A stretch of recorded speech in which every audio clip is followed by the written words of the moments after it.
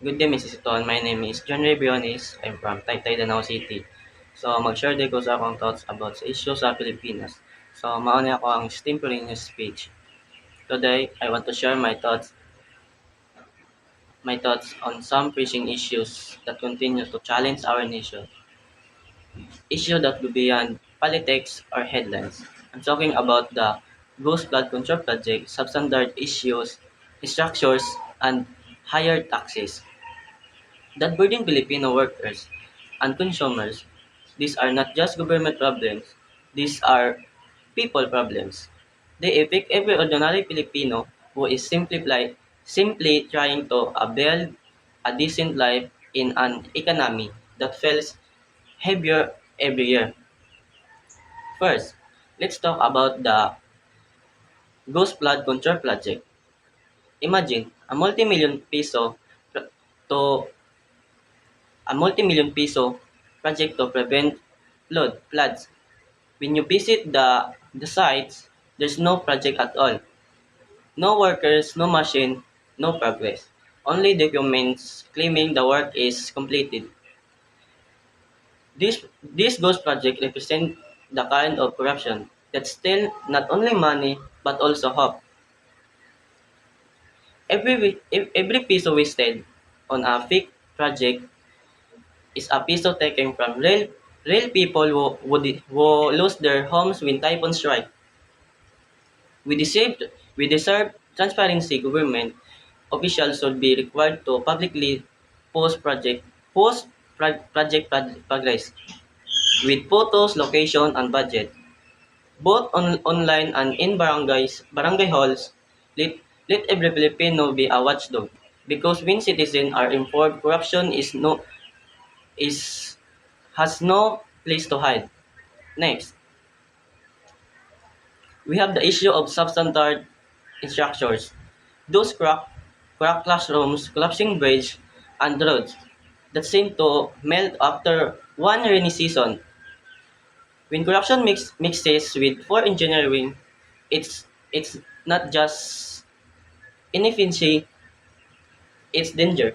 How many students lose their safety studying in stable classroom? How many commuters suffer from roads that crumble too soon? We need quality assurance and strict accountability if contractors deliver substandard work. This will be face legal action and be permanently blacklisted.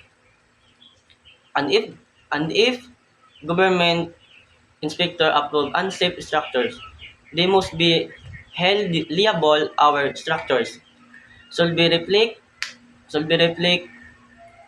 our inspiration as a nation, strong, liable, and built to last. There's the burden of higher taxes on Filipino workers and consumers. Every month, employees say a big chunk of their salaries deducted. And when they buy food, fuel, or medicine, more taxes follow. It feels like being taxes for simply trying to survive. Now taxes are necessary. They found education, healthcare, and social service. But the real problems lies in efficiency and issue when people when people see that their taxes are used for ghost project or overpriced materials. Trust in government fades that government should be revisit tax policies to to ease the burden on low and middle income earners, while enforcing stricter auditing to ensure that every centavo is used honestly and wisely.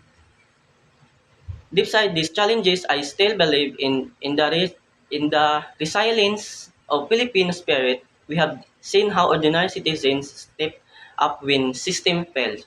Volunteers helping flood victims, journalists exposing corruption, and the young people demanding transparency. We are not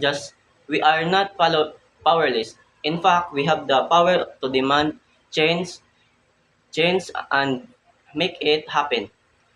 We can promote citizen participation in budget monitoring and local development on transparency and heterogeneity in heterogeneity so that the next generation grow up to understand that corruption is never acceptable. We can also support leaders who value honest and service over personal gain. So in the end, Philippines is the country rich of in talent, faith, and courage. But the true progress will only be achieved when honesty become a foundation and accountability becomes our culture. Let us be the generation those chooses integrity over indifference action, over apathy and over despair. If we all do our part as a worker, student, and citizen, the the dream the dream of a better Philippines will no longer be be just promise, it be a reality.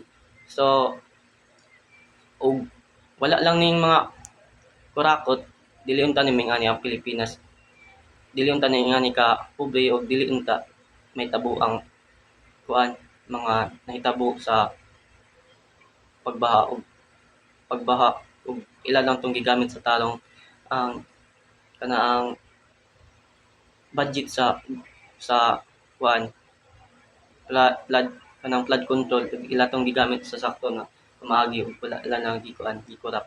So mao ra to miss. Thank you.